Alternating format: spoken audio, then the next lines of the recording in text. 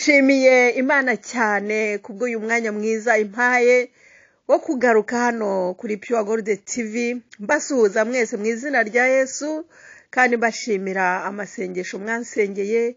Bamwe muri mwe bari bazi ko ntameze neza, n'ubu ijwi ntabwo riragaruka neza, ariko Yesu Kristo yarankijije.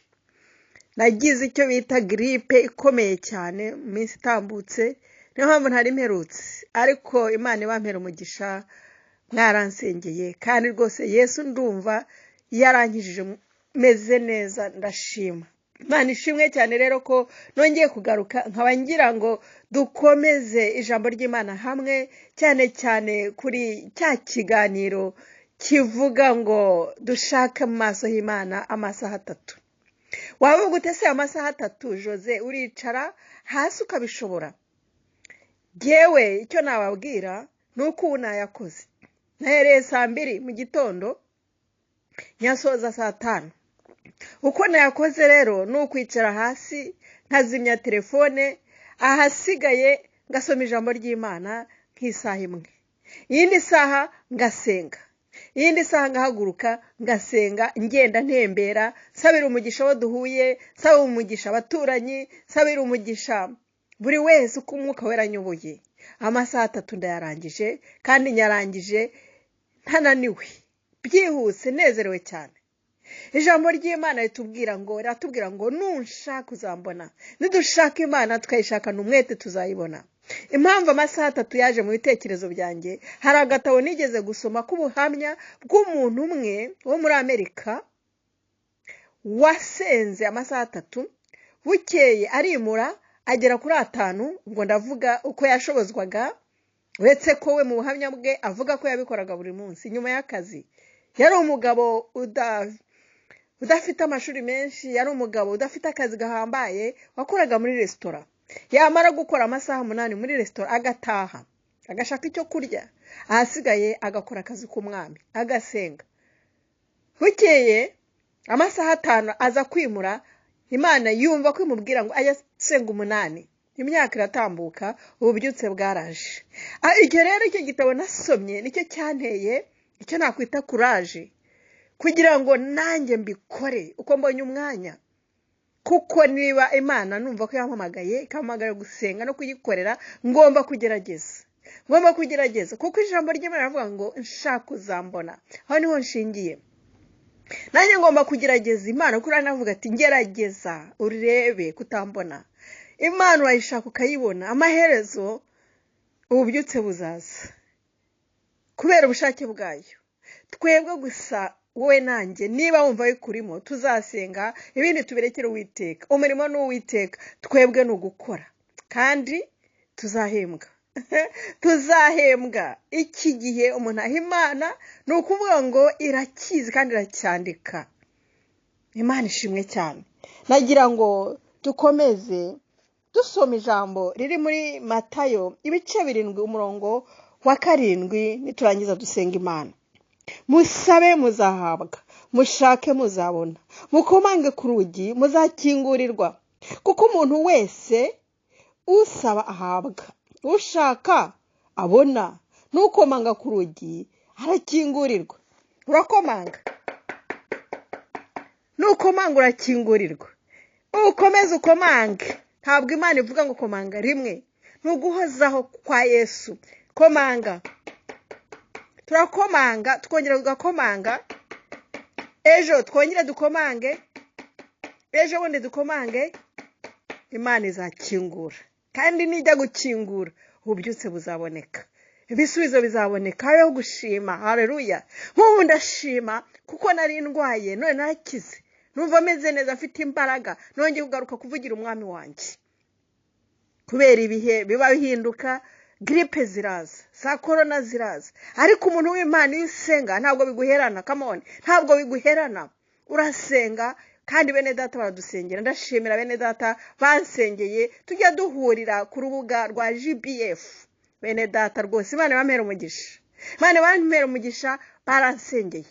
N'abandi n'abaturanyi n'abo muri eglise sengeramo baransengeye, none ndi muzima, na famiye yanjye yaransengeye ndi muzima, n'izindi nshuti. Ndashima Yesu cyane. Imana ibampera umugisha mwese abari bwumve iyi message. Ndabakunda kandi mukomeze iyo mpano. Come on, mukomeze iyo mpano yo gusengera abarwayi kuko murayifite. Yesu yaduhaye impano zo gusengera abarwayi. Reka twe kwinegirije cyangwa twisubize inyuma. Turi abana b'Imana, twahawe impano, reka tuzikoreshe umurimo wayo, maze izina ry'Uwiteka rihabwe icyubahiro. Reka dukomeze dukomange. Ijambo ry'Imana hano riratwibukije ngo musabe muzahabwa, mushake muzambona, mukomanga ku rugi muzakingurirwa, kuko umuntu wese usaba ahabwa, ushaka arabona. Iri ni ijambo ry'Imana. Imana iravuga kandi irakora. Reka turyizere kandi tubikore. Amasaha 3 ntabwo ari menshi mu gihe ufite umwanya. Amasaha dufite ni menshi imbere. Ushobora gufusha ayo ngayo 3 uri kuri telefone, uri kuri YouTube, ureba televiziyo, ukora ibintu bidafite umumaro. Ariko iyo uhaye Imana amasaha 3, Imana iranezerwa ikishima. Iragusekera, Imana igidusekera, irakunezererwa kandi igakingura inzugi. Imana ishimwe cyane.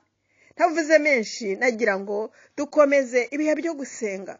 Cyane cyane twibuka abari mu kaga, twibuka abarwayi, twibuke Ukraine baracyayikubitaho amabombe mu mijyi imwe. Nahoze mbireba, abantu barapfa, abantu bafite ibibazo. Ntabwo byoroshye, ariko Yesu Kristo ni muzima, arakora ibikomeye. Ngo twizere Imana Data ishobora byose irabafasha kandi irabakiza. Reka tubasengere, dusengere n'abarwaye. Niba nawe urwaye nk'uko nari ndwaye, fata ahantu urwaye, koresha amavuta, uhasiga amavuta, uhafate, maze dufatanye gusenga. Utayafite nayo izere, ufataho uburibwe buri, dusenge mu izina rya Yesu Kristo, maze urebe ngo urakira. Yesu aragukoraho, ejo ugatanga ubuhamya nawe nkanye, kuko ndimo gushima Imana ko nakize gripe. Imana ishimwe cyane. Reka dusenge mwene Data. Mana Data, Mana ishobora byose, Mana izi byose, Mana waremye ijuru n'isi, turagushimye ubwo ijambo ryawe riraduhamagariye gukomanga, riraduhamagarira gusenga, gusaba. Ngusabye arahabwa. Turakwizeye, ndasabye kugira ngo ufashe bene Data bari muri Ukraine, bari gukubitwaho amabombe. Turasabye ngo kiriya gihugu mu izina rya Yesu Kristo kigira umutekano, uhagarika intambara mu izina rya Yesu Kristo, utanga amahoro, kuko niwe utegeka byose. Ndagushimye Mana kubyumvise. Ndasabira buri wese uri hano kuri uru rubuga, uri kunyumva, ndamusabira uramutse urwaye kugira ngo akire mu izina rya Yesu Kristo. Izina ryawe rihabwe icyubahiro. Ndakomanga, ejo nzongera nkomange, mbasabira kugira ngo abarwayi bose bakire. Izina ryawe rishimwe, bashimwe babazima, kuko ushaka ko dukizwa ibyaha n'imibiri yacu igakira tukaba bazima. Urakoze Mana kubyumvise byose, mbisabye mu izina rya Yesu Kristo umwami wacu, amina. Mwene Data, twari kumwe hano kuri iki kiganiro cyo gushaka mu maso y'Imana amasaha 3. Ndagushimye cyane umwanya wawe ufashe, kandi ndagushimye ko turi kumwe nawe, ko iminsi yawe cyangwa se amasaha yawe uzaba ufite umunsi udafite akazi, uzayakora. Si ngombwa gukora ku munsi wanjye, uzayakora. Aha ni ugufashanya kugira ngo nawe igihe uzaba ufite umwanya, amasaha 3 tuzayakore. Bukiye tuzimuke tuzakora 5, bukiye tuzakore 8, bitewe n'uko Imana ikuyoboye. Tuzareba ububyutse muri iyi si, tuzazana ububyutse, kuko turashaka ko benshi bakizwa. Nicyo umwami wacu ashaka. Kuvuga ubutumwa bwiza bigendana no gusenga, kimwe n'umukenyero, ikindi n'umwitero. Ntabwo wavuga ubutumwa bwiza udasenga. Reka tumare igihe dushaka Imana, duhabwe umwuka wera, maze gutyo duhaguruke tuvuge ubutumwa. Imana ikugirire neza. Turi kumwe, komeza ugire weekend nziza. Tuzakomeza ubutaha. Be blessed. Ndabakunda mwese. Bye bye.